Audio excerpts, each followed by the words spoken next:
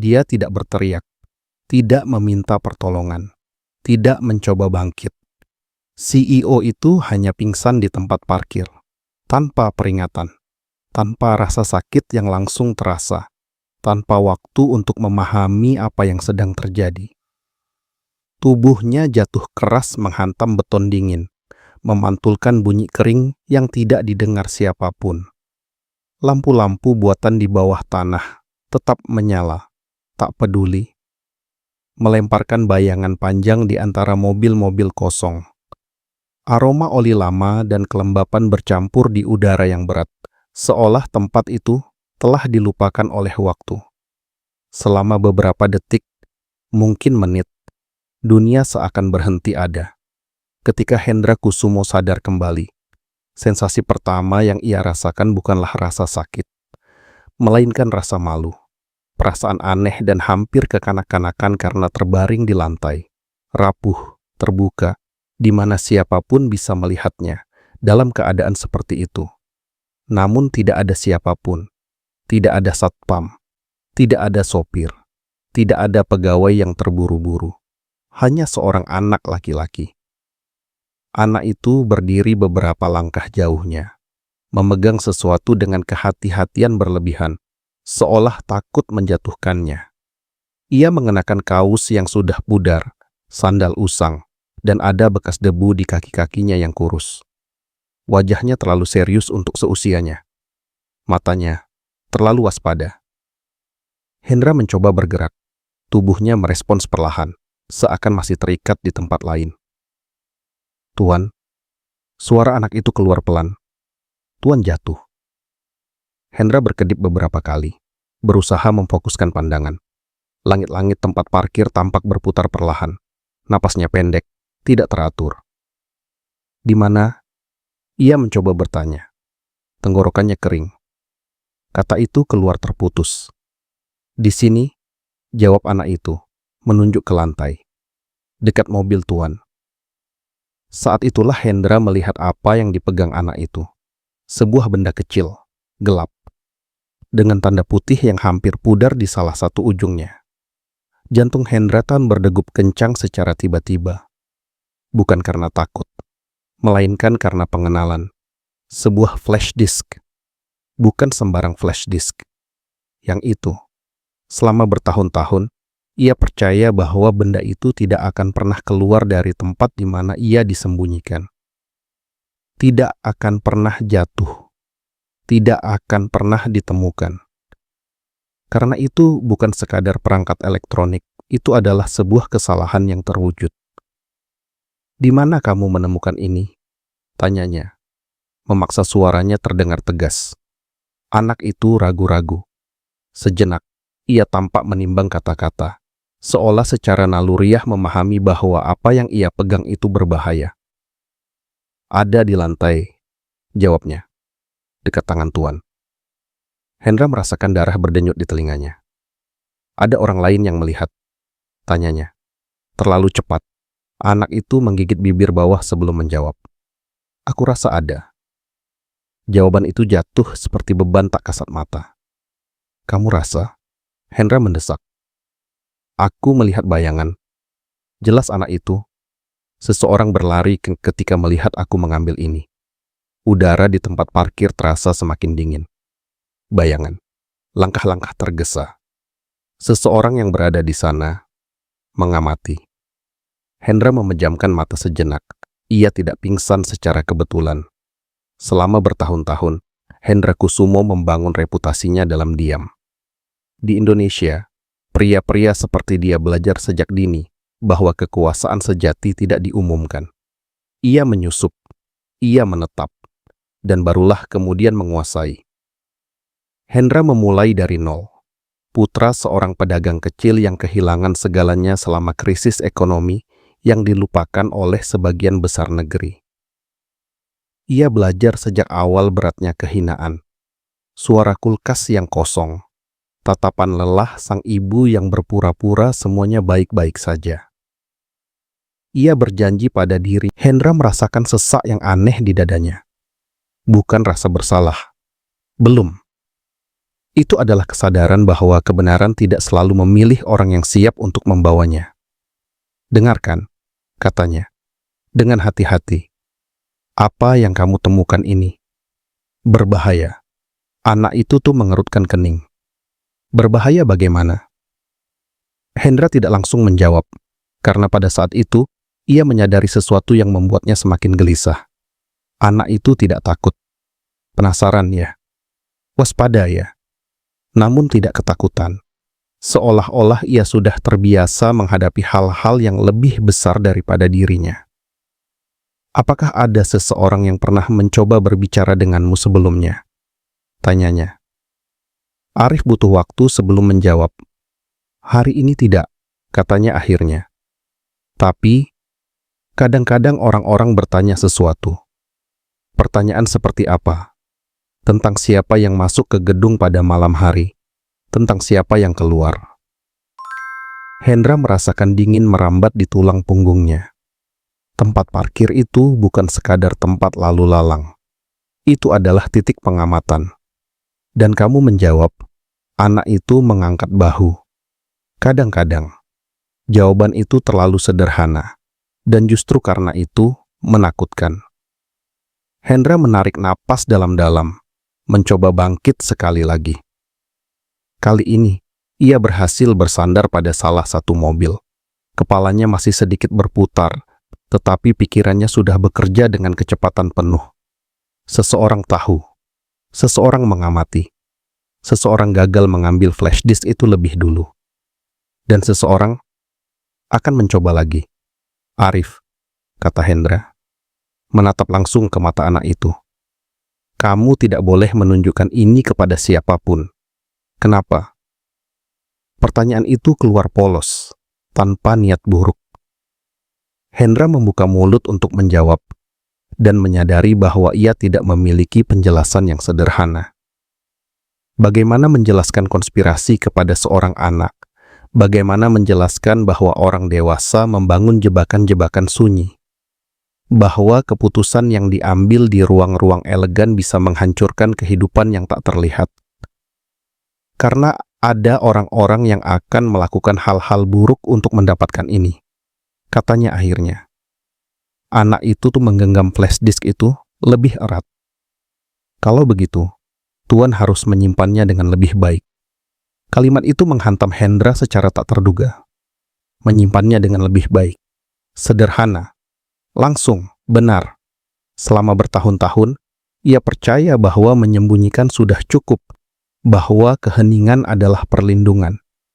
Namun sekarang, berdiri di tempat parkir yang kosong itu, ia menyadari bahwa keheningan justru telah menarik bahaya. Suara jauh bergema di bawah tanah. Langkah kaki. Atau hanya suara gedung yang menyesuaikan strukturnya sendiri. Hendra tidak menunggu untuk mengetahuinya. Ikut aku, katanya. Kemana? Ke tempat di mana tidak seorang pun perlu tahu bahwa kamu pernah berada di sini. Arif ragu-ragu.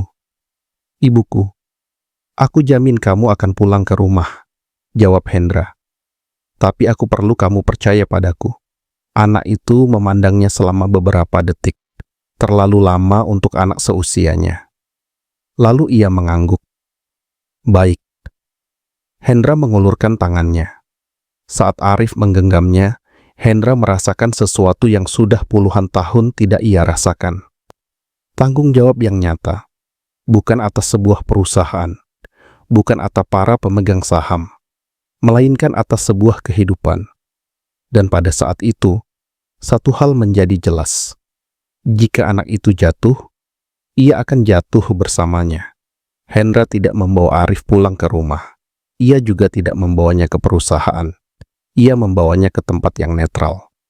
Sebuah kantor kecil yang tua, terlupakan di lantai 2 sebuah gedung komersial yang pernah disewa perusahaannya bertahun-tahun lalu. Dan tak pernah digunakan lagi. Di sana tidak ada kamera baru. Tidak ada catatan digital yang diperbarui. Hanya dinding-dinding menguning, sebuah meja sederhana, dan bau kertas tua. Jenis tempat yang tidak pernah muncul dalam laporan. "Duduklah," kata Hendra. Arif menuruti tanpa mengeluh, meletakkan flash disk itu di atas meja seolah benda itu terlalu rapuh untuk terguling. Hendra terdiam beberapa detik, mengamati, bukan anak itu, melainkan benda tersebut. Selama bertahun-tahun, perangkat kecil itu hanyalah sebuah rencana cadangan, sebuah jaminan yang sunyi, sebuah kesalahan yang disimpan jika sewaktu-waktu sesuatu lepas dari kendali. Ia tidak pernah membayangkan bahwa kendalinya sendiri akan menjadi yang pertama gagal. "Arif," katanya akhirnya, "aku perlu kamu menceritakan dengan tepat apa yang kamu lihat di tempat parkir." Anak itu menarik napas dalam-dalam. "Aku sedang mengumpulkan kaleng," jelasnya. "Ketika aku melihat Tuan jatuh. Aku kira Tuan sudah meninggal." Kata itu bergema di kepala Hendra. "Meninggal." Lanjutkan. "Ketika aku mendekat, aku melihat seorang pria berlari. Dia mencoba mengambil sesuatu dari lantai. Tapi dia melihatku lebih dulu. Dia mengatakan sesuatu." Arif menggelengkan kepala. "Tidak, dia hanya berlari." Tapi dia terlihat terburu-buru. Seperti seseorang yang sudah tahu bahwa waktunya sedikit. Kalimat itu membuat Hendra membeku. Seperti seseorang yang sudah tahu. Itu hanya berarti satu hal. Pingsan itu bukan rencana utama. Itu hanyalah bagian darinya. "Kamu melihat wajahnya?" tanya Hendra. "Tidak, tapi aku melihat jam tangannya. Berkilau terkena cahaya. Detail kecil, namun penting." Hendra mengangguk perlahan. "Dengarkan," katanya. "Hari ini kamu akan tinggal di sini selama beberapa jam. Setelah itu, aku sendiri yang akan mengantarmu pulang ke rumah. Dan ibuku, dia akan tahu bahwa kamu aman. Itu bukan kebohongan, namun juga bukan seluruh kebenaran." Hendra membutuhkan waktu. Keesokan paginya, perusahaan terbangun dalam keadaan berbeda. Tidak ada pengumuman resmi. Tidak ada krisis yang terlihat. Namun ada sesuatu yang berubah di udara. Hendra merasakannya di lorong-lorong. Dalam sapaan yang lebih singkat, dalam pandangan yang terlalu cepat dialihkan, pingsannya belum menjadi konsumsi publik. Namun desas-desus sudah beredar. Ia memanggil rapat luar biasa dengan Dewan Eksekutif. Tidak menjelaskan alasannya, hanya meminta kehadiran segera. Sementara para direktur berdatangan, Hendra mengamati setiap gerak-gerik. Siapa yang menghindari kontak mata, siapa yang tampak terlalu tenang, siapa yang berbicara lebih dari yang diperlukan. Bertahun-tahun berada di puncak kekuasaan telah mengajarkannya satu hal penting. Rasa bersalah jarang bersembunyi dalam keheningan mutlak. Ia bersembunyi dalam kelebihan kenormalan. "Kita perlu meninjau beberapa kontrak lama," kata Hendra, santai, selama rapat. "Audit internal. Tidak ada tuduhan langsung. Tidak ada nada agresif. Namun demikian, salah satu direktur berdeham. Yang lain menyilangkan tangan. Direktur keuangan mempertahankan sikapnya tetap tenang. Terlalu tenang." Hendra menyadarinya. Malam itu, sendirian di kantor, ia menghubungkan flash disk itu ke sebuah laptop yang tidak terhubung ke jaringan perusahaan. Layar membutuhkan beberapa detik untuk memuat. Berkas-berkas bermunculan, folder dengan tanggal, nama-nama berkode, dan sebuah subfolder yang hanya diberi nama contingency. Hendra merasakan beban di perutnya. Saat membuka berkas-berkas itu, ingatan kembali. Rapat tertutup, keputusan cepat, tanda tangan yang dibuat tanpa pembacaan menyeluruh. Tidak ada yang ilegal jika dilihat satu persatu. Namun jika digabungkan, membentuk pola yang terlalu jelas. Sebuah perusahaan pesaing. Kecil. Bersifat keluarga. Bangkrut bertahun-tahun lalu. Saat itu, kegagalannya disandarkan pada salah urus. Pada krisis. Pada pasar. Namun catatan-catatan menunjukkan hal lain. Kebocoran informasi internal. Klien yang dialihkan. kontrak yang dibatalkan secara beruntun. Semua terjadi pada waktu yang sempurna. Dan pada akhirnya, sebuah tanda tangan persetujuan. Tanda tangannya. Hendra memejamkan mata. Ia tidak ingat pernah menginginkan kehancuran perusahaan itu. Namun ia ingat telah mengabaikan peringatan. Ingat pernah berpikir, ini bukan masalahku. Pikiran itu kini kembali seperti pukulan sunyi. Kekuasaan tidak menjadikannya kejam. Kekuasaan menjadikannya jauh. Dan seseorang telah memanfaatkan hal itu. Ponselnya bergetar, pesan baru, nomor tersembunyi. Kamu seharusnya tidak bangun. Seluruh tubuh Hendra menegang. Pesan lain menyusul. Jika anak itu bicara, kamu tidak akan bangun lain kali. Tidak ada lagi keraguan. Sasaran bukan hanya dirinya, melainkan Arif. Hendra segera mematikan komputer, berdiri dan meninggalkan kantor tanpa memberitahu siapapun. Ia langsung menuju gedung lama itu. Ia menemukan Arif duduk, menggambar di selembar kertas tua. Apakah ada seseorang yang berbicara denganmu? Tanyanya. Langsung.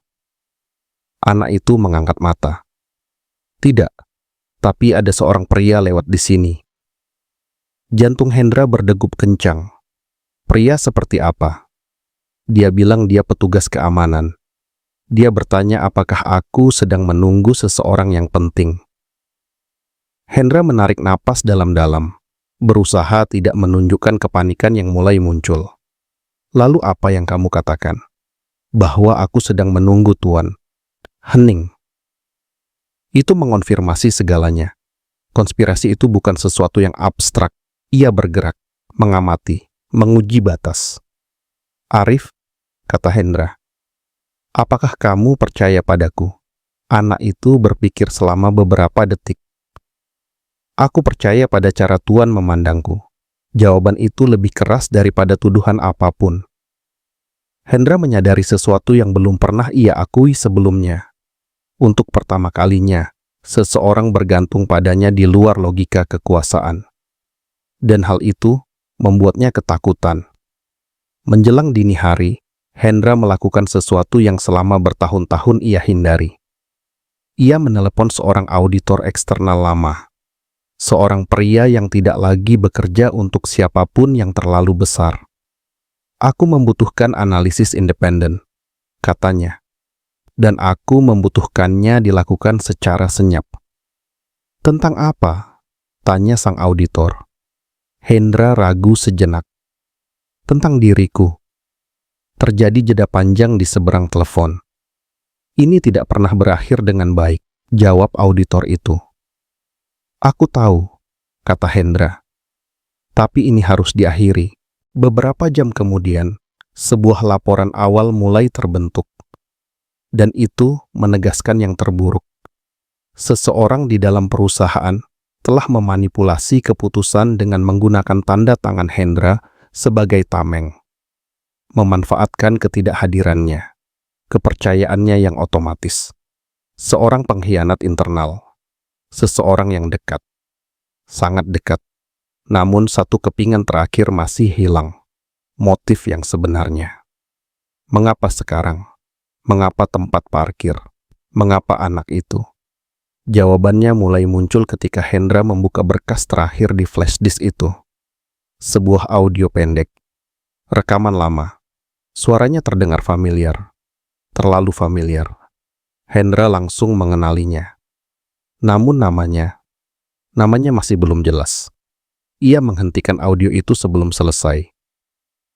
Ia belum siap, karena ia memahami sesuatu yang esensial.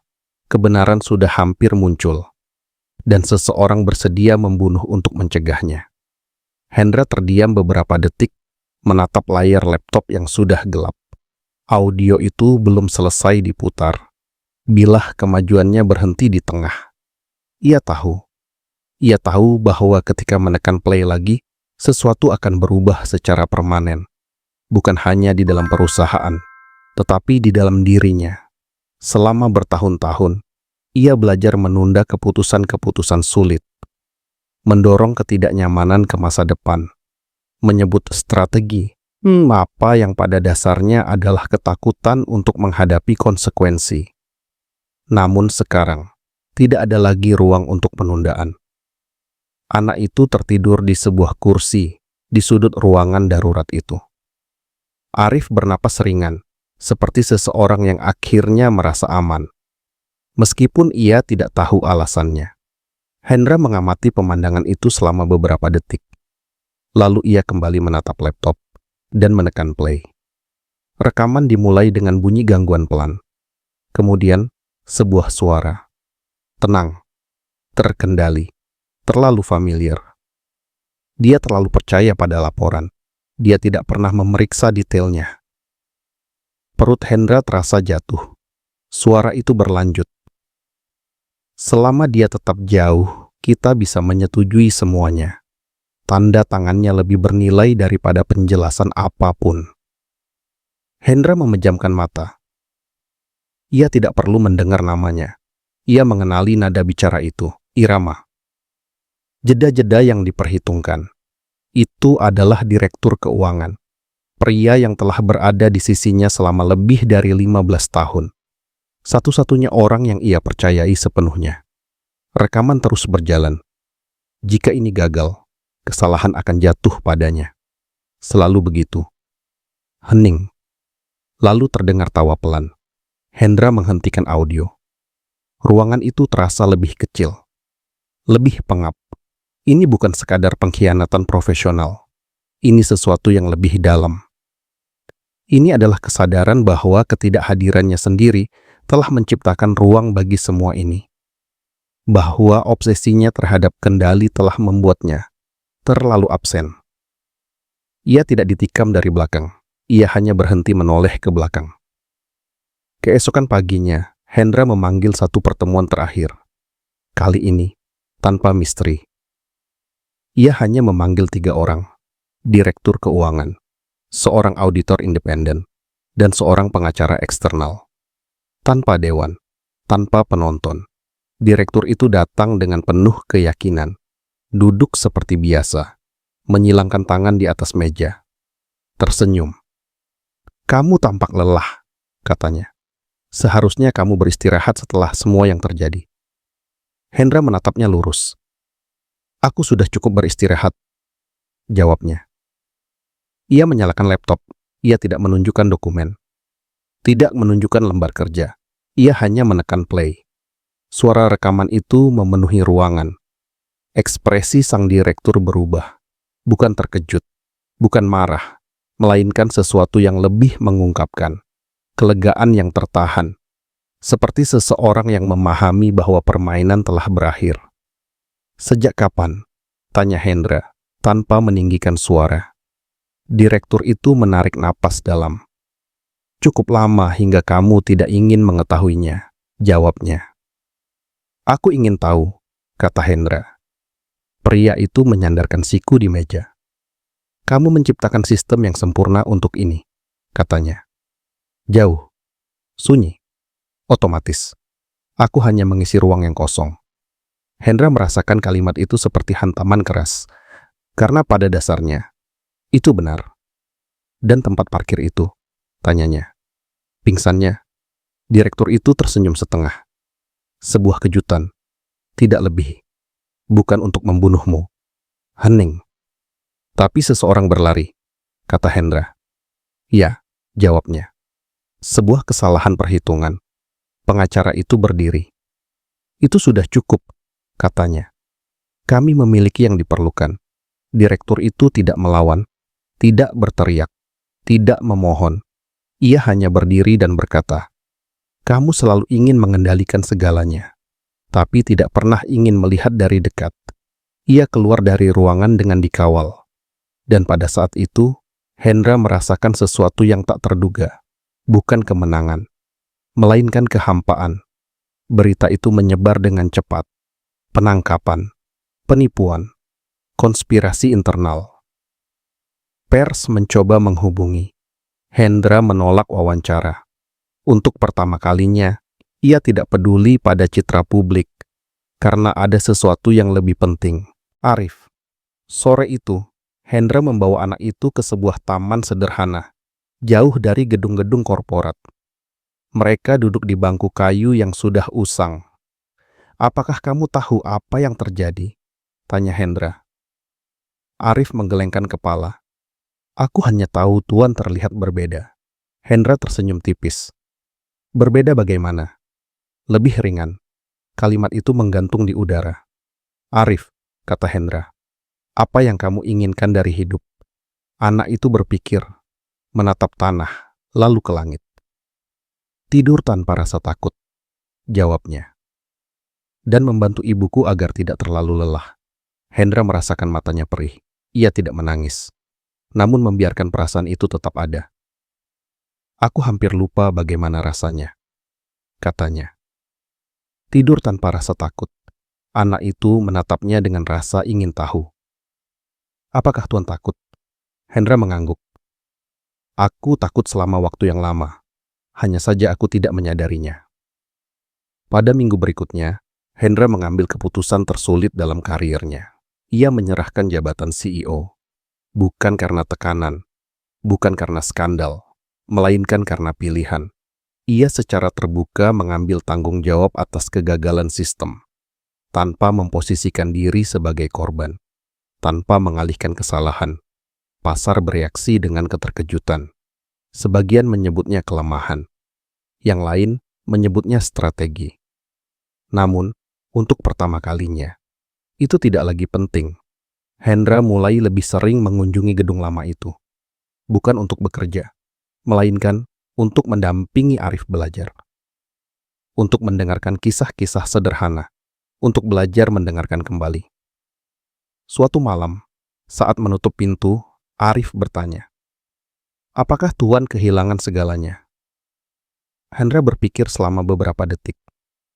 "Tidak," jawabnya. "Aku kehilangan apa yang menjauhkan aku dari diriku sendiri." Anak itu tersenyum. Beberapa bulan kemudian kasus itu ditutup. Pengkhianatnya dihukum. Skema-skema itu terbongkar. Namun bagian itulah yang hampir tidak diingat siapapun. Yang tertinggal adalah sesuatu yang lain. Seorang CEO yang jatuh. Bukan di tempat parkir, melainkan di dalam dirinya sendiri. Dan bangkit. Berbeda. Jika kisah ini menyentuhmu, bukan karena kekuasaan, melainkan karena kejatuhan, maka berlanggananlah kanal ini dan bagikan video ini kepada mereka yang perlu mengingat bahwa kesuksesan tanpa kesadaran menuntut harga yang terlalu mahal. Karena beberapa kebenaran tidak muncul bagi mereka yang berlalu dengan cepat. Kebenaran memilih mereka yang bertahan hingga detik terakhir.